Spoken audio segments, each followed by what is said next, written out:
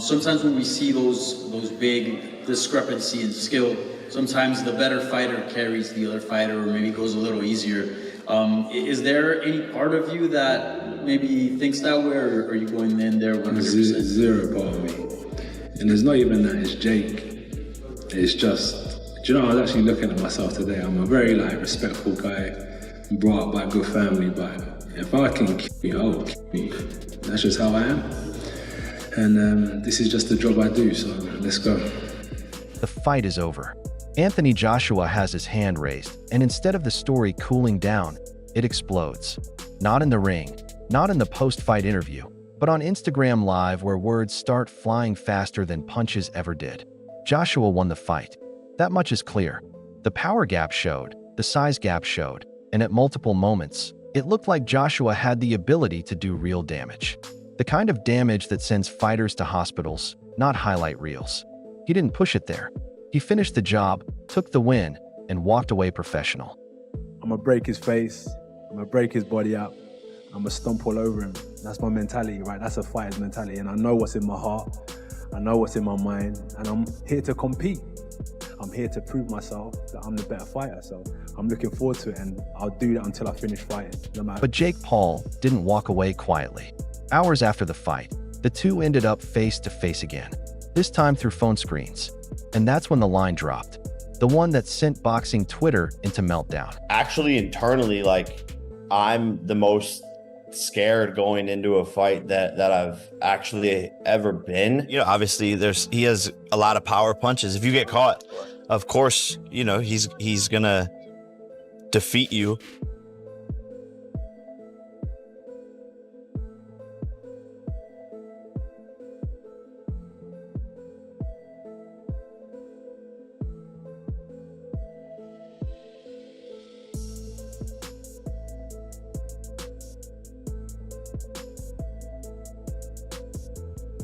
Joshua didn't sound emotional. He didn't sound rattled. He sounded cold, matter of fact, like a man reminding someone of the line they crossed and how close it got. Jake laughed it off at first, tried to turn it into content, tried to frame it as banter, but the tension was real. This wasn't promo anymore. This was ego colliding with reality. And to understand why this moment mattered so much, you have to rewind. Because the warnings were everywhere long before the bell rang. Why do you feel like everything is his to lose and not for you as well?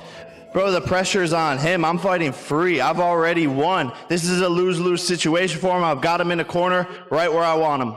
Everyone's saying you're crazy for doing this. Why are you doing it? Why are you bringing this upon yourself? What is your response to those doubters? I'm here to show the world what's possible, to show kids what's possible with self-belief. That's what this whole fight is about. I'm here to change the sport. I'm here to inspire the next generation of athletes to chase their goals and do the unthinkable.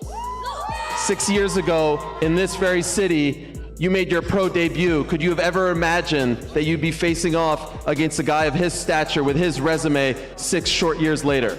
I can't imagine this, man. It's a testament to God and the journey he's put me on. I'm just so blessed and grateful to be here with all these fans and supporters, and tomorrow we're going to put on an amazing show. And finally, what is your prediction, Jake? Probably the 6th or 7th round knockout. Okay. And that's it. I'm f***ing up, Burial! I'm f***ing up! Ryan Garcia was one of the first fighters to shut the fantasy down publicly. He didn't dance around it. He didn't hype it. He said straight up that Jake Paul had no chance against Anthony Joshua. My prediction for the Jake Paul versus Anthony Joshua fight, I actually kind of find it a little disrespectful. I'm going to say the Anthony Joshua versus Jake Paul fight. I got $50,000 on Anthony Joshua winning. I'm only going to win $5,500 for the bet because he's such a favorite, but I don't care. The reason why I'm doing it, because there's no chance that Jake Paul could ever win. He's not a good fighter compared to Anthony Joshua. This dude got too much experience, and I'm betting it right here. You see it. Look at that, 50 grand, all on Anthony Joshua to win. You know, it's just gonna be easy work, and that's about it. Peace. Ryan wasn't speaking as a hater. He was speaking as a boxer who understands levels, timing, distance, power, things you don't learn from sparring sessions or viral knockouts. You know, for me, in my opinion, I think it's scripted a little bit because, you know, of the weight difference, and you know, Joshua's a former, you know, champion, and also, you know, he's current, he's active. You know, and this is going to be the first time that we see Paul, you know, fighting an active fighter. You know what I mean? We seen the Mike Tyson, that was all fun, that was cute, you know what I'm saying? It's fun and games and stuff, but now you're dealing with a real professional, you know, and so we'll see how it ends up you know, like I said, I think it's scripted, but you know, you're gonna see. At the end of the day, I just want everybody to have fun. I want them to enjoy themselves because we risk our lives for others' entertainment, and just go home safely, to be able to have memories and say we did a great job. Thank you. Let's get a bomb squad to end. Bomb Squad! Lennox Lewis took it even further. He didn't talk about winning or losing. He talked about survival. He said Jake wasn't trying to beat Joshua. He was trying to get through it. Anthony Joshua versus Jake Paul. What do you think when I heard about the fight? I said, they're going to actually fight? I didn't believe it.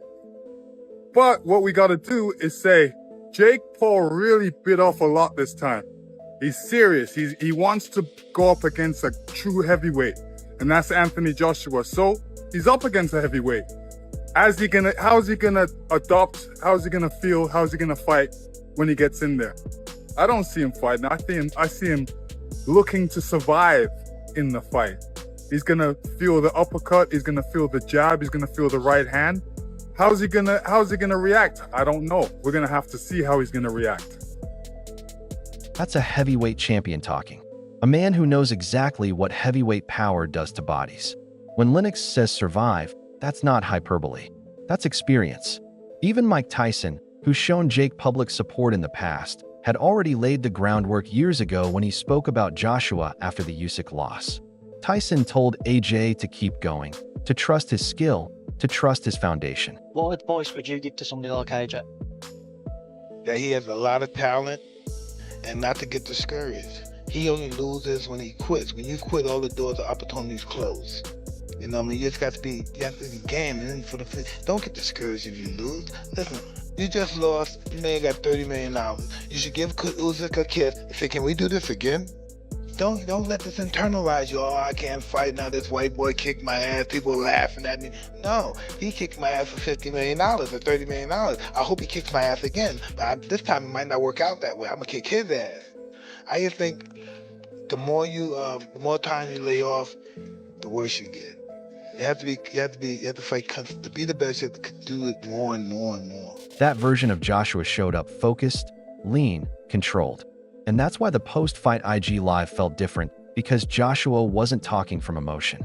He was talking from authority. Tommy Fury couldn't resist weighing in after the fight either. And his line aged perfectly. He said if he could beat Jake Paul, people should imagine what Anthony Joshua would do to him. But if I can beat Jake Paul, then excuse my French, what the fuck is Anthony Joshua going to do to Jake Paul? I think my dad said that AJ could beat him with his prick, and I completely will back that up. Even if AJ had a broken arm in there, it still wouldn't go past a minute. To be quite honest with you, and as a safety aspect, there's no way that fight can go ahead. At the end of the day, my God, how good does it make me look?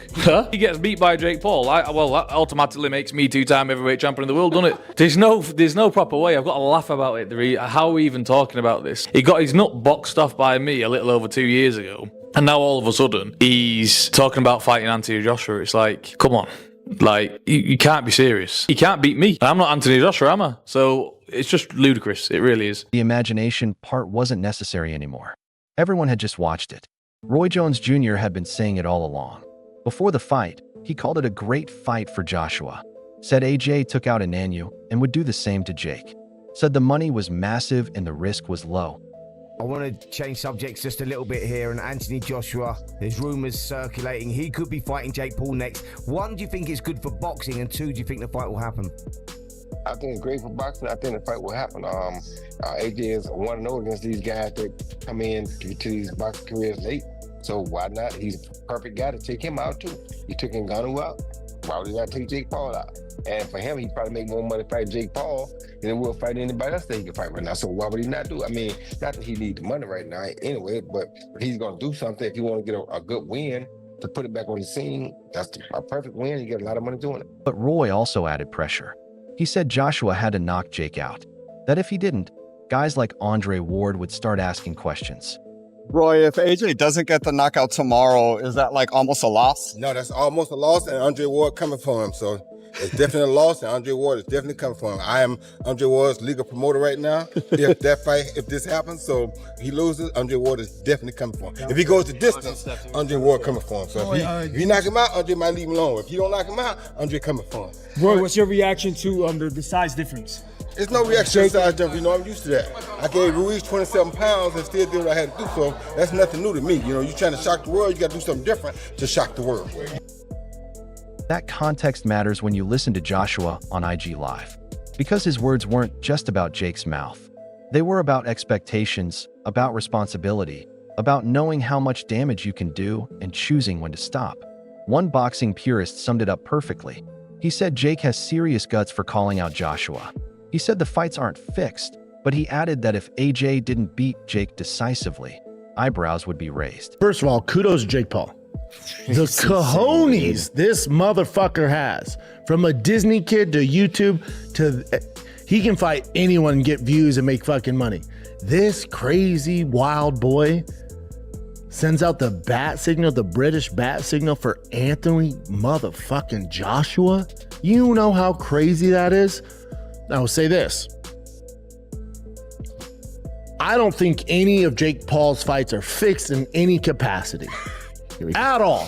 Not even close. I don't get down that narrative. I will say this, though. My spidey senses will go off if Anthony Joshua doesn't absolutely mop the floor with him. Eyebrows weren't raised after the fight. They were lowered. Nods instead of questions. Dana White didn't even know the fight was happening at first. When he found out, he called it a terrible idea, but he also admitted the truth. Everyone was going to watch. Did you see the fight that's reportedly being worked on for December 19th in Miami? Did I see the fight being worked on December 19th in Miami? Yeah. No. Do you know which fight I'm talking about? No. Fair enough. Oh, Jesus. That's a fucking bad idea. That's a bad idea. But let me tell you what. A lot of people watch that one. Will you watch it? Sure. You know what everybody's tuning in for on that one. I think everybody's going to get what they've finally been waiting for. And they did, because danger sells, and because people wanted to see whether Jake Paul's confidence could survive heavyweight reality. Even the sidemen who understand influencer culture better than almost anyone said Jake was crazy for stepping up to Joshua. Jake is fine, AJ. Oh my gosh, yeah. And you know what? I'm going to give him props. Fair play, Jake. That is a big fight. I mean, AJ should knock him out. It is a weird one. Like, am I just being stupid? Like, is he not just going to wig him? AJ like, by soap being dropped in prison stuff. AJ by brutal Bonnie Blue scene. AJ by just something vile. Him even stepping up to fight AJ. AJ two-time heavyweight world champion. It's no joke. That word kept coming up. Crazy, brave, delusional. Depending on who you asked, Joe Rogan framed it best. He said this was the craziest matchup imaginable. Jake Paul had just fought a 58-year-old Mike Tyson in something that looked more like a controlled sparring match. Now he was fighting one of the most dangerous heavyweight punchers of this era. Rogan also said something crucial. Joshua knows how to deal with fighters who aren't on his level. He doesn't rush. He doesn't panic. He lets experience do the work. That's exactly what played out. Jake Paul, for his part, never backed down verbally. Even after the fight, even on IG Live, he kept talking. Jake makes a ton of money fighting guys he's supposed to beat. Now he's fighting a guy that he's not supposed to beat. So it's a really, I don't know. I don't know what the play is, but I don't know. Jake is an interesting guy, man. And like I said, I'm gonna say it again. He is not dumb. So he's got something up his sleeve, whatever it may be. If it's just a way to get respect and to make a ton of money and keep this deal alive, that right there is respectable. If that's the play, that's the play. If he really thinks that he can beat Anthony Joshua, shoot, then that's the play there. Listen, he's taking a risk. He's taking a chance. So I don't know. I think there's a lot of upside. The downside is getting hurt. That's another reason why people are like, oh, Joshua's going to throw it. I'm like, no, he's not. He's got a bunch of lucrative dates down the line. This is one of them. And if he goes out there and was quote unquote take the bag and throw this fight, they're going to take all the credibility away from any future earning potential. So that he'd be taking so much money out of his pocket to try and make the money right now. That doesn't make any sense. Before the fight, he said he'd knock Joshua out. He talked about speed, timing, tricks. He talked about climbing from Ben Askren all the way to Anthony Joshua. Jake, you look forward to facing off with Joshua. To break down the face-off, what do you think about his size? What did you say anything? Did he say anything? No, we didn't say anything, but he looks intense, focused, locked in. He's obviously very, very tall. Looking up, my tallest opponent. My eyes are at his, chest level. But yeah, he's locked in. I'm locked in. I don't think there's fear in his eyes or in my eyes. Yeah, Jake, tell us the difference between your face-off with Gervonta, where you're a head taller looking down, and now looking up at Joshua. No, it's surreal. All of it is very, very funny, and my neck started to hurt after looking up for a little bit. But this is what we signed up for, and he's very tall, but that means I can use my speed and my size to my advantage as well. Jake, what type of journey has it been for you to start all the way from fighting guys like Ben Askren and rising all the way up to Anthony Joshua? Just explain quickly that journey where he was a fighter.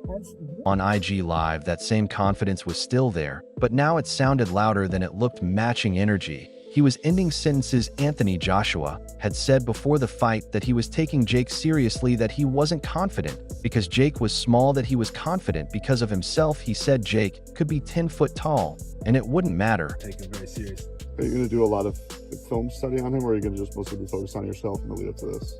A mix, but mainly focus on myself. During that face-off, I couldn't believe how much bigger you were than him. Is your confidence kind of through the roof when you kind of looked out, when you're looking down on him like that? This is what I'm going to say. I don't want to focus on it being like about Jake. Oh, Jake's small, so that makes me confident.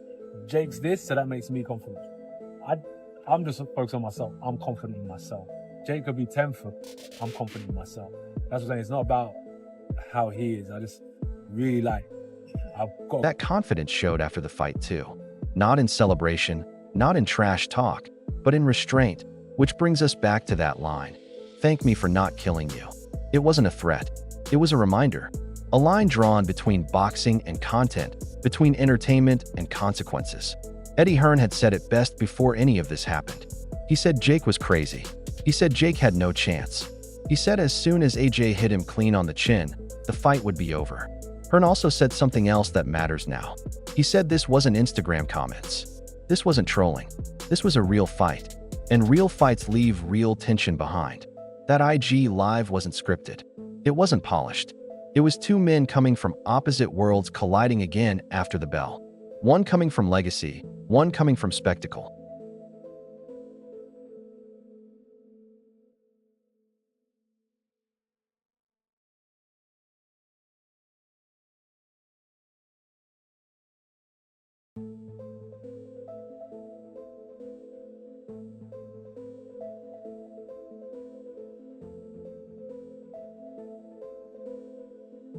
I started my boxing journey here in Miami, and we're bringing it back. I'm going to shock the world and pull off the biggest upset in sports history.